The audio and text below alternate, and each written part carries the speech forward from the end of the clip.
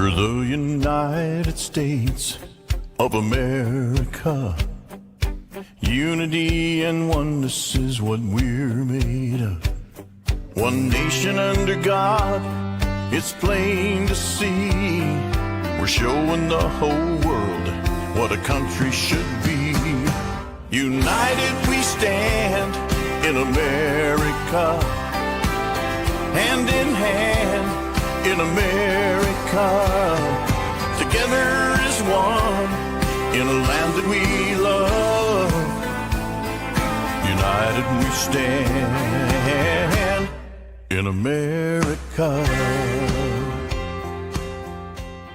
Good morning, everyone out there. Welcome to Changing Times. It is Wednesday, August the 6th. It's moving right on. School will be started here pretty soon. Yeah. So I feel sorry for the kids. It's too early. I'm the old and teachers. Yeah, we had a 59 new teachers at Ozark. I was a teacher buddy, and I bought a basket, and then I introduced my teacher and great lady I met, and it was kind of interesting watching the brand new teachers that have never taught before. These are those young women that just got out of college, and men, and they got out of college, and then I had a veteran that's teaching physical science in high school and came from Aurora, Missouri.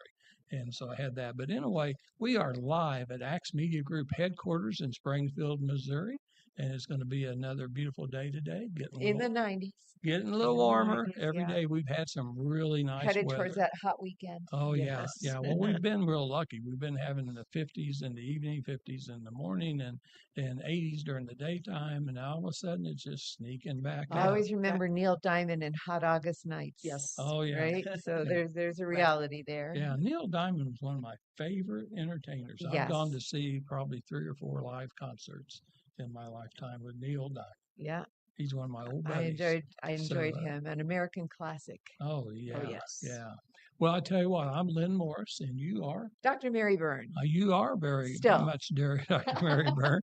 And I tell you what, we have a great show today. And, one of the reasons I thought about this last night and this morning, the reason why we have a show 2 or 3 times a year, probably need to have it more often, but we have so many important topics. But this is an extremely important topic, Alzheimer's. There's a lot of people that have Alzheimer's, but there's a lot more people that probably are getting to that process and starting out with dementia, and a lot of them don't recognize the signs, and that's what we're going to be talking about. We've got Marcia Rauwerdink today. How are you doing? I'm doing really good. Thank you. Well, I'm glad that you're here. You're a good friend of mine, and you are a strong advocate for the Alzheimer's Association. And you know probably more about Alzheimer's than well, I could Google it, and I bet you know more than Google. I just might pick up the phone and call Marcia. Well, and it may be true information, and instead of sometimes you Google things and it's not true. Correct. So we all need to be careful about that too. But we're going to be talking about Alzheimer's because you've got an important event coming up in September. We'll talk about that. You've got a walk and fundraiser, and I just actually already told you last night I may actually try to do that walk. We'd love to have you. And I think I can do it. I think I can do it, and I may not be able to do the long walk. I think I can. No, do the short one. It's less than a mile. Yeah, so I think I can do a mile. Well, and you know what? Yeah. You could be an advocate for people with prosthetics and just show them life goes on. Oh, yeah. So I plan on being there. In fact, I'm going to try to get my family to support Alzheimer's, and we'll try to get some of my kids and grandkids there. I'll try to make That'd be fun. Team. We'll join your team. Yeah. Because I know you've got a team. And we have lots and lots of families. The whole family comes, and it's really great. Well, I tell you what, we're gonna have fun. But okay, well, let's just really start because this is really important.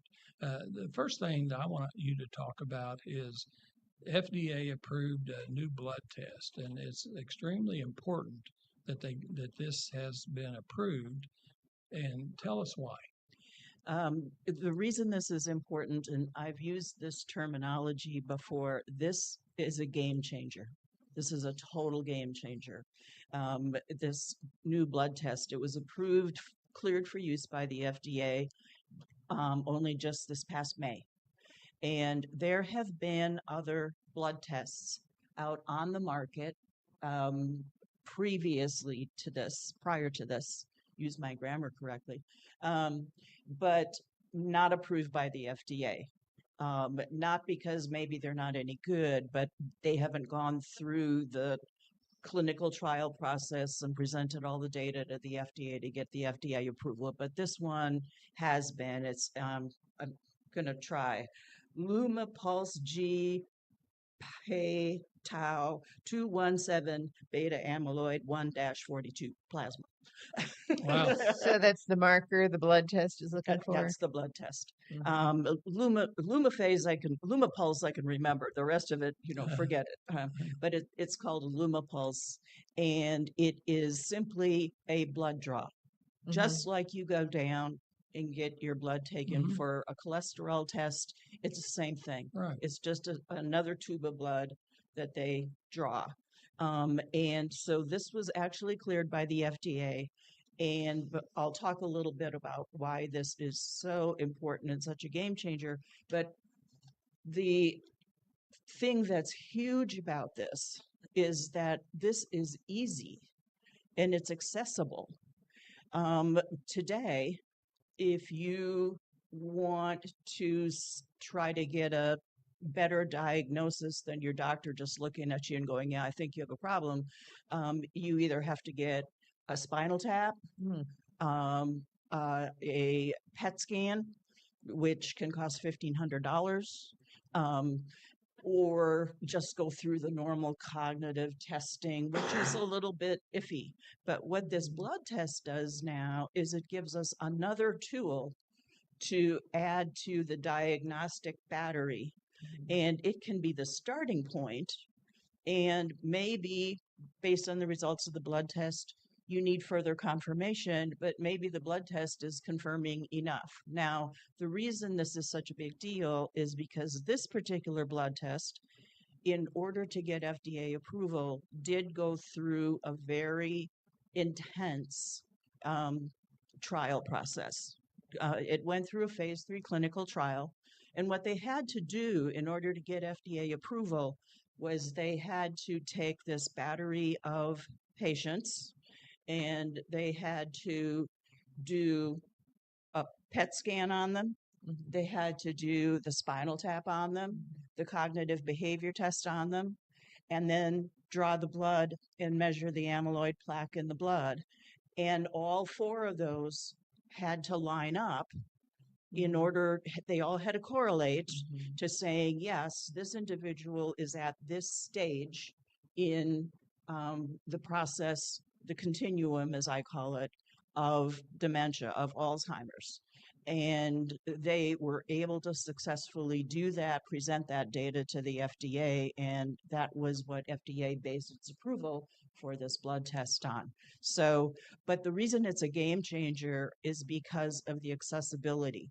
You have people, not just in this country, but all over the world, that do not have access to the clinic at Washington University in St. Louis. Right? So they can't get a PET scan. They can't get a spinal tap. But what they can do is they can go down to their primary care physician. The primary care physician can send them down to get lab work. They can get this blood test done, and it is at least one indicator, perhaps definitive, perhaps not. But what they do is they are able to measure the amount of amyloid plaque in the blood and compare it to a normal control. And based on that, where it is on the continuum of how much amyloid plaque is in the blood at any particular stage of the disease, they can now say, hey, you're in mild cognitive decline, you're in early stage Alzheimer's. And so this is now something that's accessible by people in rural areas. It's also accessible by people in, countries in Africa. And that's why this is a game changer, because this can change everything globally. for people who would not normally have access to this, to the technologies that we use today to do diagnosis. And it's not going to cost anything like a PET scan or a spinal tap cost. So the PET scan was looking at the amyloid plaque already in the brain. Correct. And so now what we're seeing is it's not located only in the brain. It's in the bloodstream. Correct. And there's another way to assess Correct. the development of that plaque. And it's much faster. Mm-hmm. And the other thing that they managed to demonstrate during this clinical trial, one of the big questions was, okay, I'll give a sort of extreme example, but let's say you're living in Nigeria and you are seeing, or your family is seeing, something's wrong.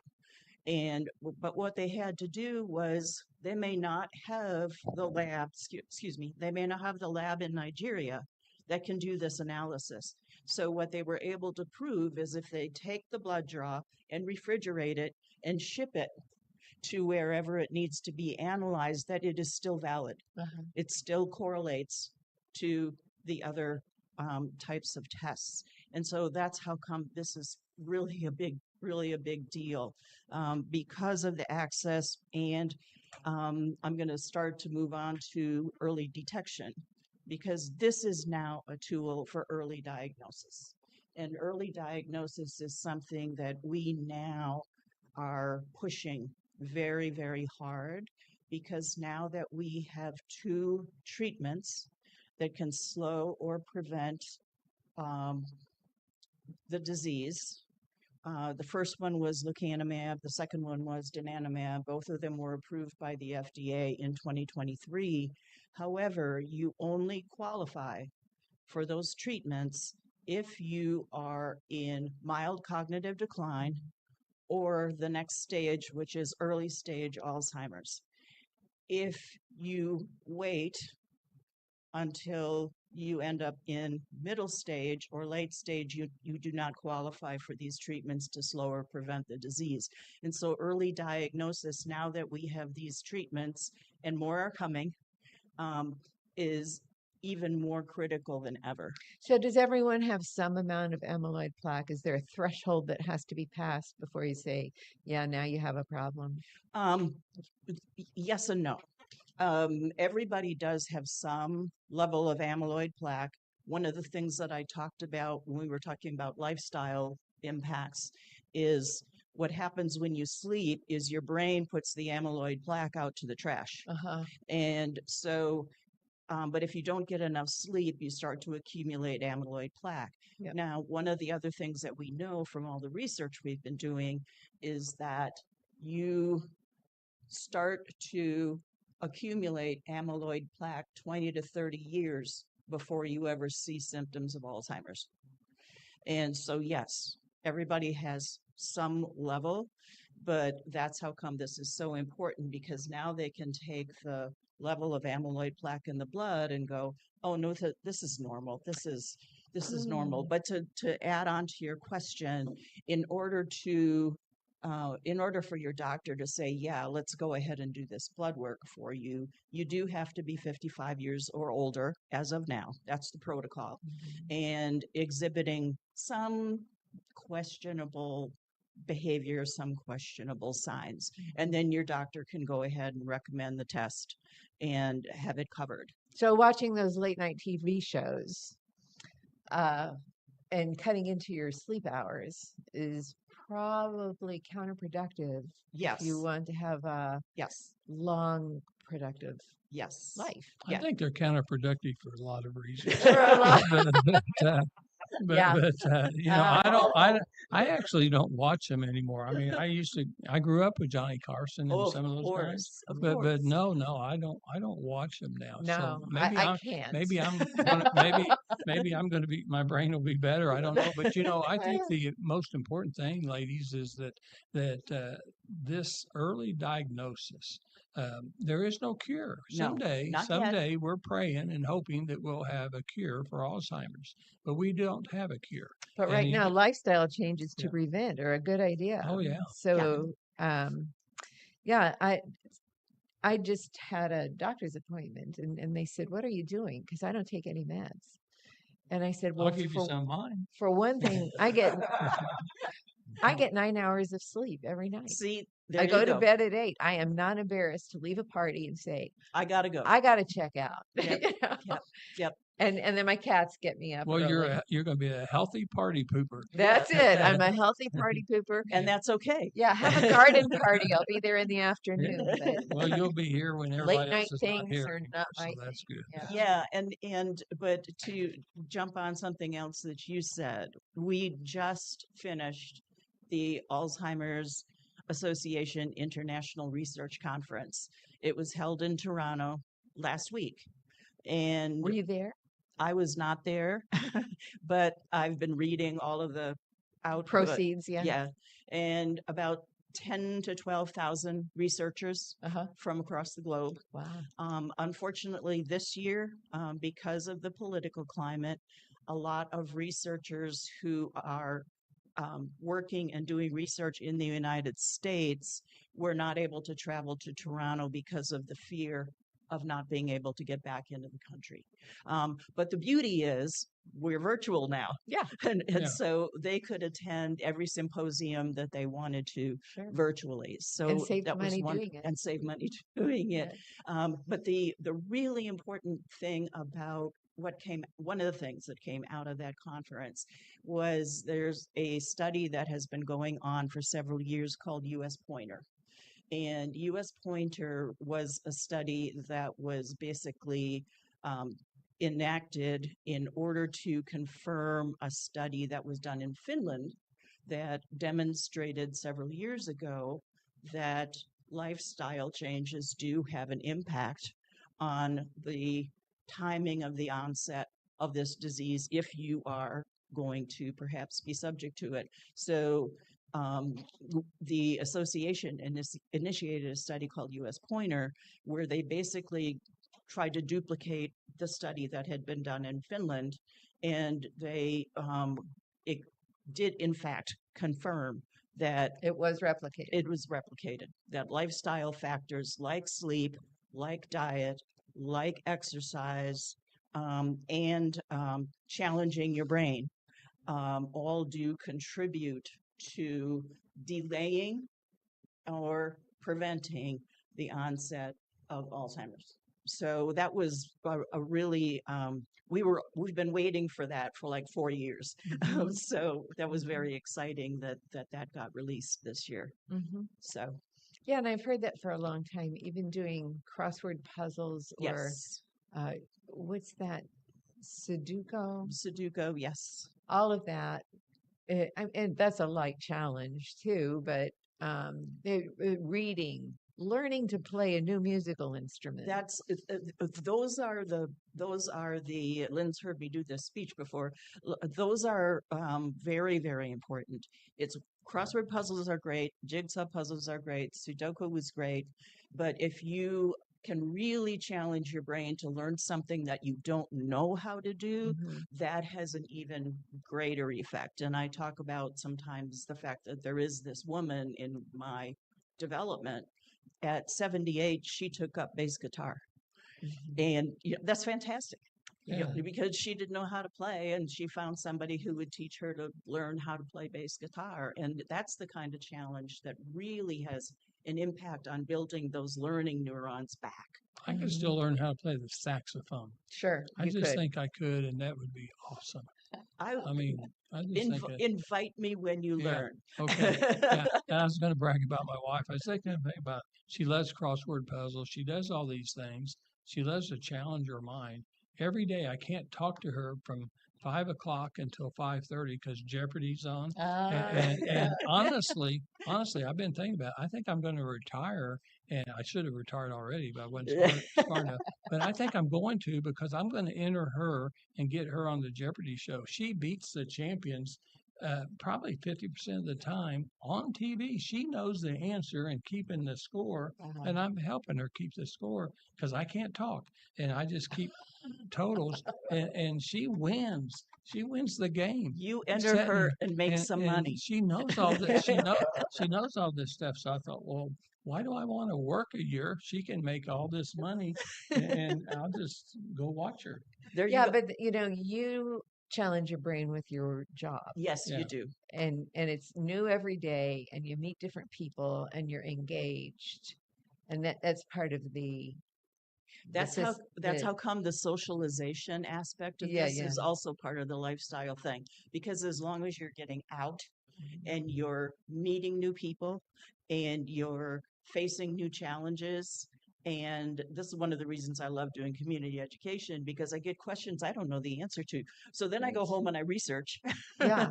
and all of that is part of the process Which of is- helping the challenge. Here's the thing, just volunteering at a Yes. favorite organization will get you out, being socialized, and actually being a contributor. Yes. And every organization that does community work here has said we don't have enough volunteers. No.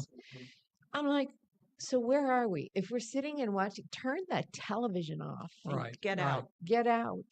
Yes, Because it's it good do- for your health. It doesn't matter whether you're volunteering at a food pantry or pushing wheelchairs at Mercy Hospital. You're talking to people. Yeah. Right. You're socializing. Yeah, it's very You're important. Very important. You're learning about other people. And you have to practice not being a grump. yeah, which is even more important. But it's more challenging.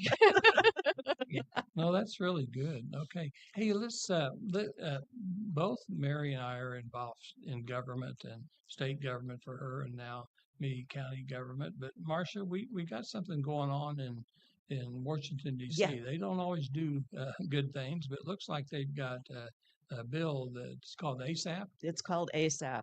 And this dovetails perfectly with what we just talked about with this new blood test. It's called the ASAP Act, Alzheimer's Screening and Prevention Act. And this was introduced. As soon as possible. ASAP, ASAP. ASAP. That's why it's called ASAP. Because we find an acronym for everything, and they managed to find an acronym that actually fit, It's a good. So, but it was introduced by one of our best champions, Susan Collins in Maine. And she's absolutely fantastic. And she was in person at the forum when I was there in Washington in June. Again, I love her to death. She's been a huge champion of ours. But what this act is intended to do, I do not have a bill number yet, because as people that pay attention to this stuff know, the Senate's been kind of busy doing other stuff. So I don't have a bill number yet. But what the bill does is it would give the Secretary of Health and Human Services at HHS the authority to approve Medicare coverage of blood tests and any other new early detection methods that are FDA approved. So that there's another route to get that done, but it can take 5 years. What this would do would be shortcut that and let the HHS secretary say, yes, this is an FDA approved. We're going to have CMS will provide medical So it coverage. circumvents the normal process, which, Yes. it's a concern, because the biggest contributor to political campaigns is the pharmaceutical industry. Exactly. And if you're cutting into their profit making, Yes. they're going to work against this. Yes. So everybody has to know Yes. and contact their Yes. elected official Yes. and say, it's not about them, it's about the Right. people. Right. And that's how come we had 3 priorities when we went to Capitol Hill in June. And this was one of them that we talked Good. to the legislators about, and we'll be doing follow-ups with them. And I'm waiting for the bill number, because it's really kind of tough to say, hey, please co-sponsor this bill when I don't have a bill number yet. But But you start the discussion, and it gets on their radar. and they get it. I mean, sure. we actually had a really good day on Capitol Hill, which we were kind of wondering going into it because of the climate, right? But the blessing for us is that because this is a bipartisan issue and Sure. it is a bipartisan disease, people are willing to welcome us in and talk to us about it because we're not on one side or the other. No, health isn't ideological. Right. Well, I guess it could be. It You could can make anything ideological, but You can. but the bottom line is government exists to protect, Yes. and this is a protection Right. that's absolutely necessary. And in the meantime, people can help protect themselves by doing the behavioral things we're talking about. Correct. Yeah. Yeah. You know, one of the I'm things. glad you're out there, Marcia. I tell you what, Marcia is very important. And I tell you what, one of the things, I don't want to get off track, but I just heard on the news this morning, and I want to make a mention of it because we're going to be doing some shows that you're going to help lead these shows, because on your organization that you're president, no, you're not president. I'm vice Vice president now. I kind of work behind the what's the scenes. organization called? Conservative Americans Yeah, Club. Conservative Americans Club. And so you had part one on big pharma and Did. how it affects, Which is a Hillsdale College series. There's 6 shows in the series, and it began with a renowned physician, well-respected, highly published, exposing the capture of medical journals by big pharma. Yeah. And So in that capture, what has happened is there's no such thing as unbiased because it depends on who's funding the publication and what their agenda is, and then that they'll hide data, they'll change data.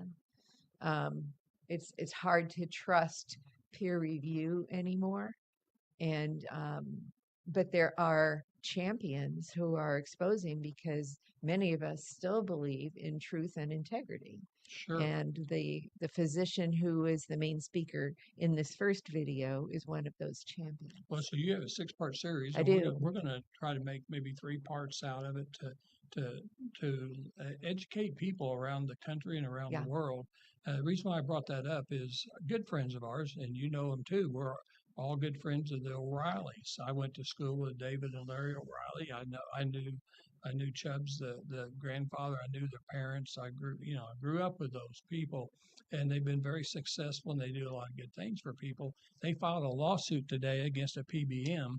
They're self-insured. Their company, O'Reilly Automotives, is a very large company, and they do a lot of good stuff. We And have so, a building yeah. over there in Mercy. Yes. Yeah. yeah, Shove O'Reilly Cancer yeah. Center. Yeah, and so just good people, good family, and they filed a lawsuit because they're self-insured, and they were being charged anywhere from their employees $300 to $700. They got all kinds of different invoices on insulin, and insulin has been proven that it costs less than $5 a Absolutely. vial. Yes. And I'm diabetic, and I take 2 types of insulin. I'm lucky because the federal government did negotiate down prices for us seniors. It's on Medicare, and so I pay $35 a vial. That's much better than what I used to pay when I owned Family Pharmacy, and I was paying several $100s a Yes. vial to keep yourself alive.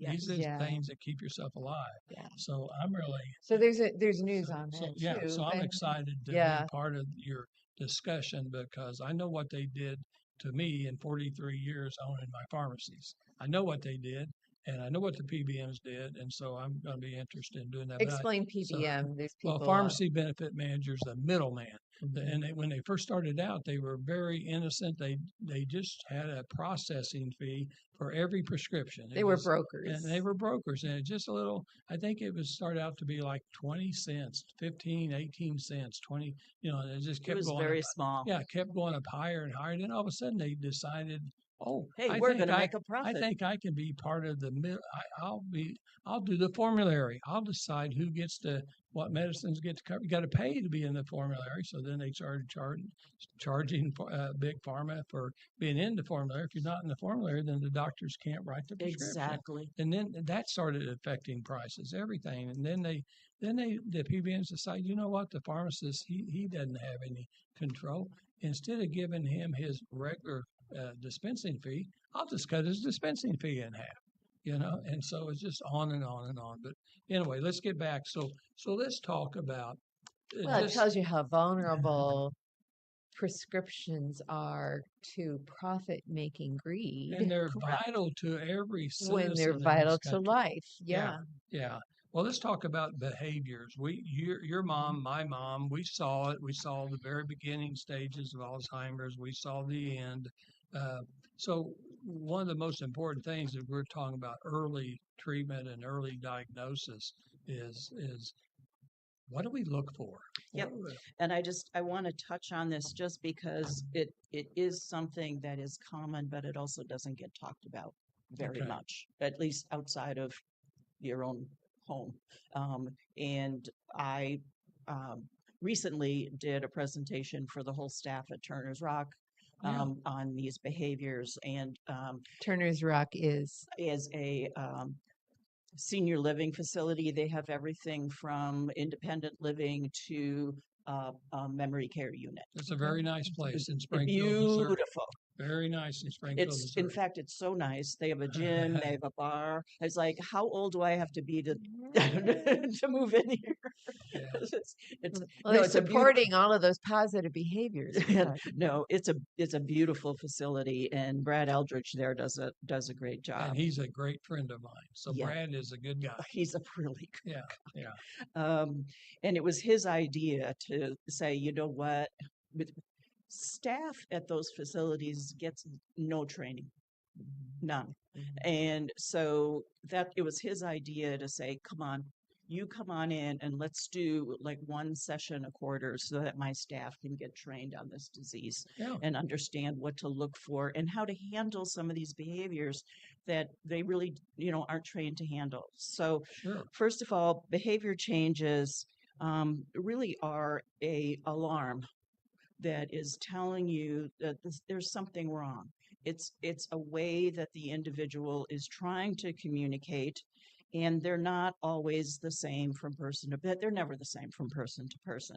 And as we know, people have good days and bad days. They have good hours and bad hours, and they have good minutes and bad minutes. And so the other thing that people need to keep in mind that the person who has dementia, especially Alzheimer's, they cannot control their own behavior. And that's really hard for people to sort of digest because you want to look at them and go, well, cut it out. Well, that's not going to do any good. Oh. It just makes the situation, it escalates it. It makes the Sure. situation much, much worse. So what is going on? Well, what happens is this disease causes brain cells to break down. It breaks down those neuro connections in the brain. And what that does is it makes the person harder. It makes it harder for the person to understand what's going on around them and to be able to translate that into how they should behave in a certain situation because they can't do it anymore. They're not be able to control that. Yeah, our short phrase is synapse breakdown. Yeah, exactly. And so they have trouble understanding what's real.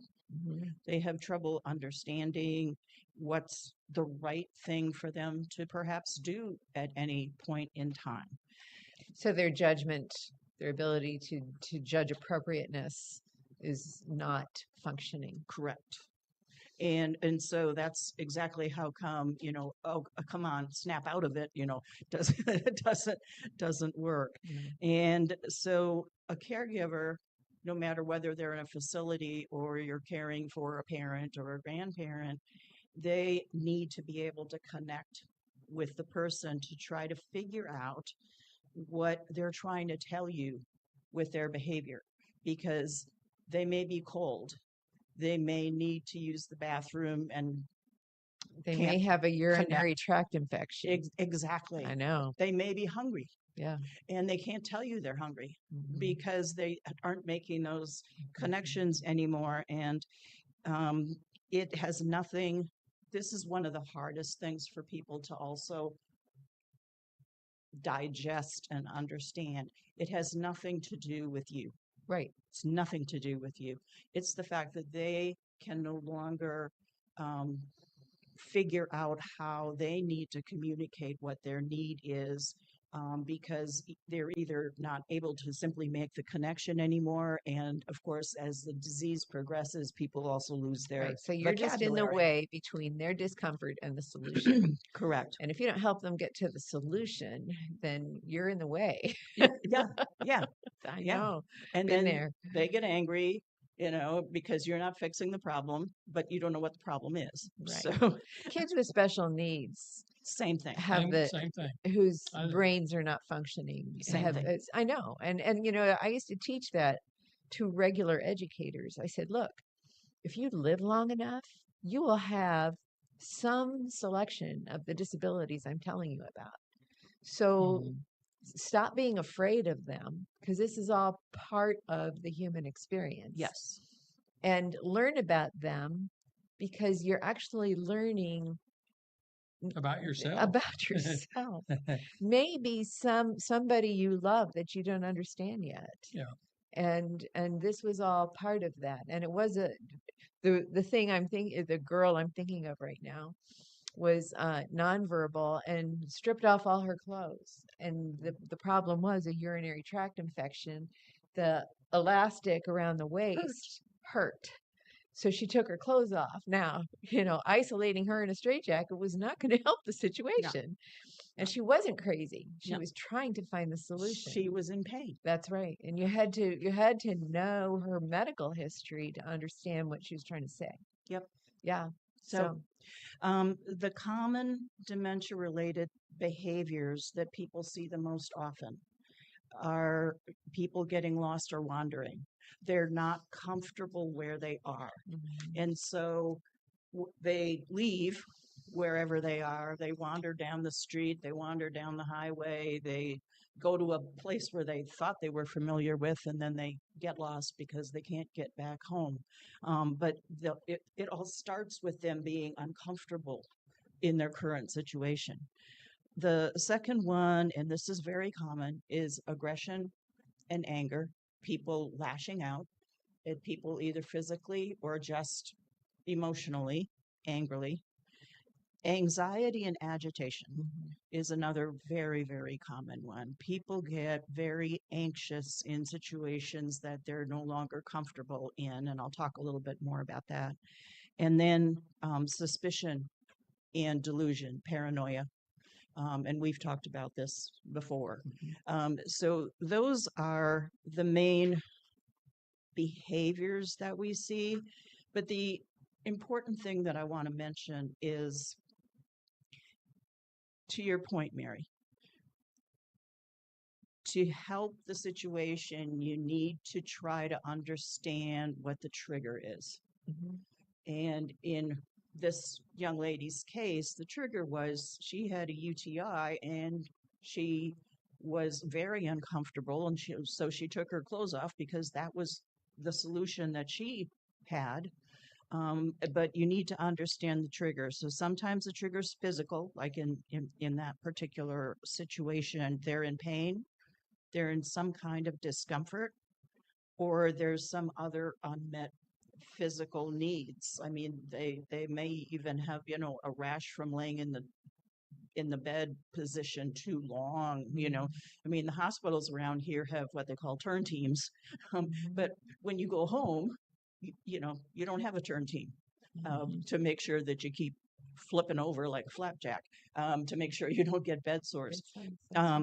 Social is another trigger.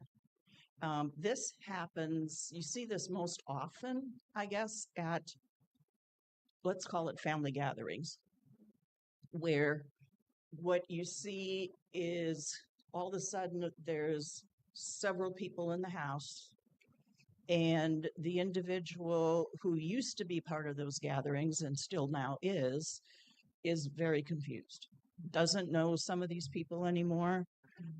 Sometimes it's just overwhelming because it's too many people, and the noise level goes up. And as the noise level goes up, the anxiety goes up.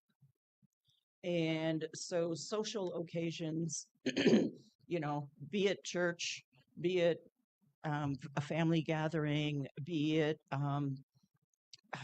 I'll even use an example of, going shopping with your caregiver or family member, and all of a sudden you've got a woman screaming at her kid in the next aisle. That can be a trigger, because that raises this discomfort. Like, I don't want to be here. This is not comfortable for me. Environmental, are they cold? Are they too hot? Is the television too loud? Are they missing out on a part of a conversation because they really can't hear well anymore, and or they can't pick up the thread of a conversation anymore, which makes them uncomfortable in that kind of an environment? And then personal. This comes from inside of the individual, where they're not comfortable with the feelings they're experiencing anymore, and they don't know how to tell you that. But the reason the triggers are so important is because the first thing that you want to do when you are experiencing dementia-related behaviors is to first use a non-medical approach. The first thing we don't want to go get a pill first. We want to use a non-medical approach. And one of the things that we tell people, and this is very, very helpful, is keep a journal or keep a log.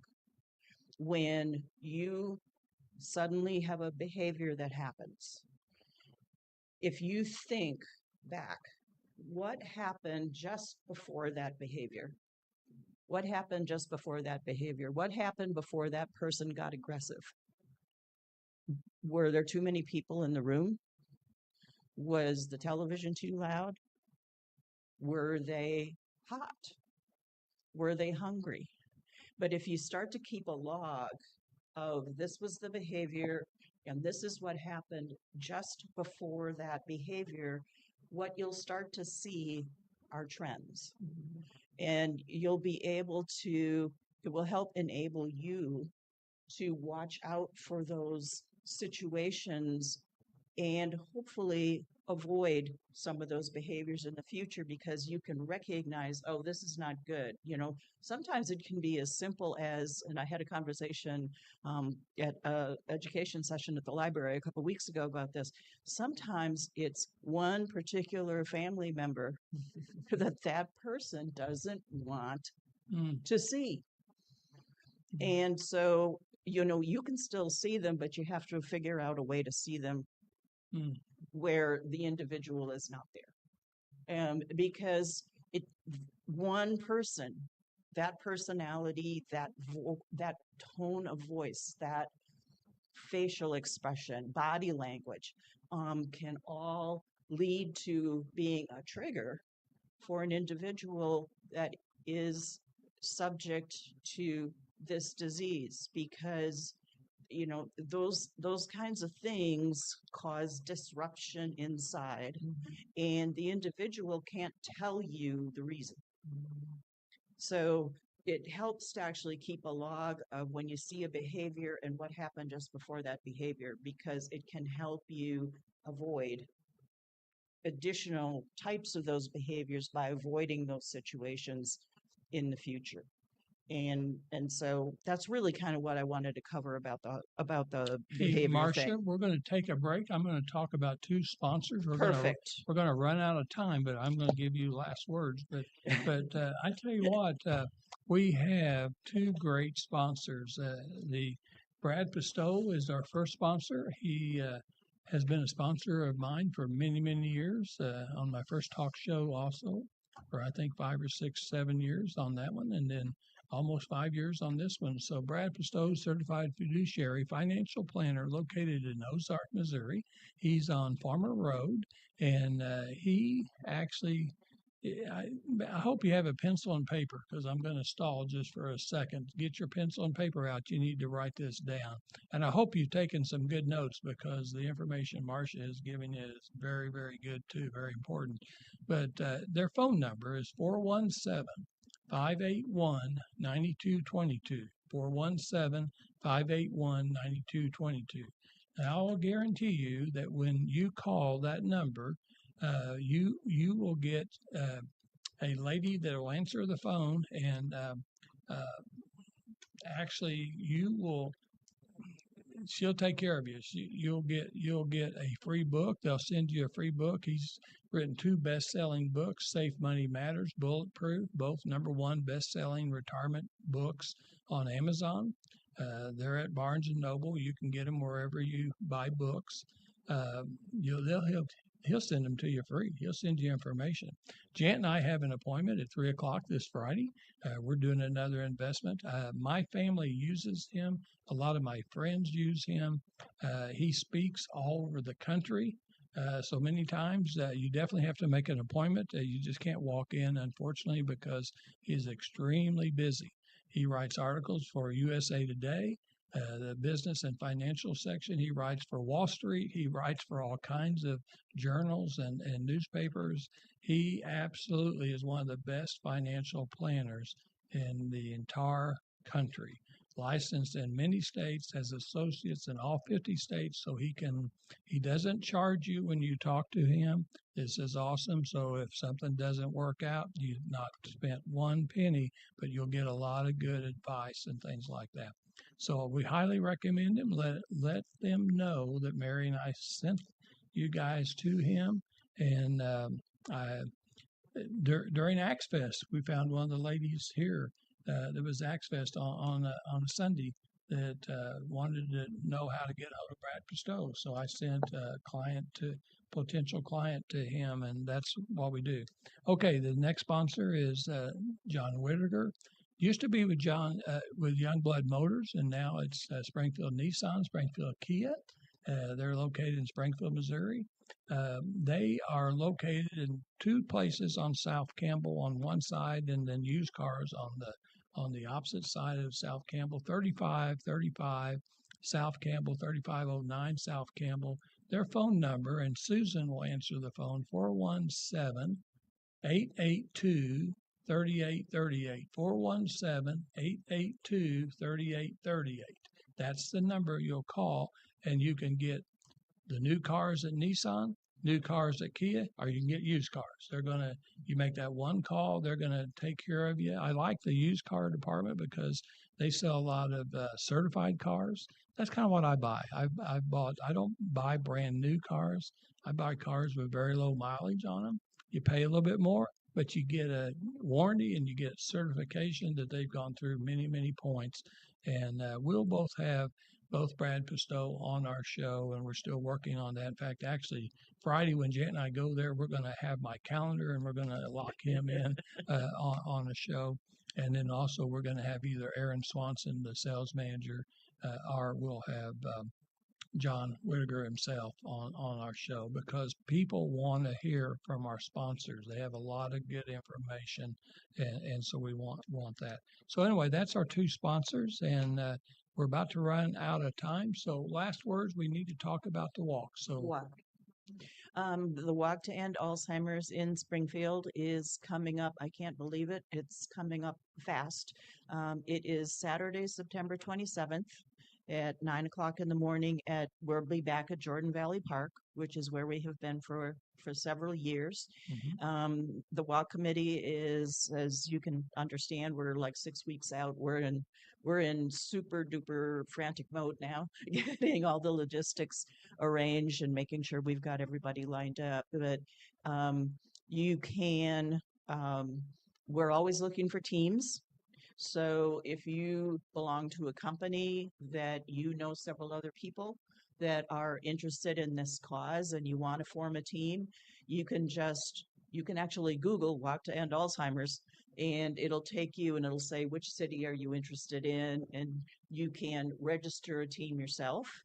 Or if you want to donate to my team, you can go there and it'll say, you know, what city are you looking for? And then it'll say, look, you know, ask you for the team name. And my team is super duper creative. It's Marcia's team.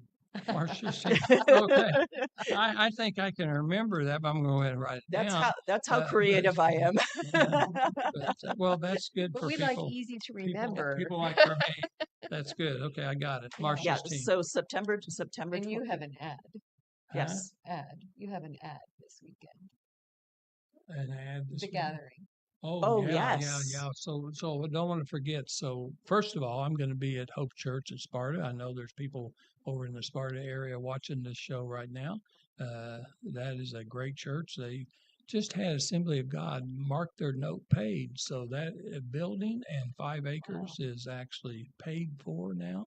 And so we're going to be using that money for continue a food bank that they've started over there. They actually deliver every meal and the food that they have for the week. They actually don't have to come and get it like a lot of places, because they realize over there in the eastern part of Christian County, transportation is not as good for a lot So of people. they have a lot of And so, volunteers. So they do. They have That's some excellent. really good people, and they make sure that people have food.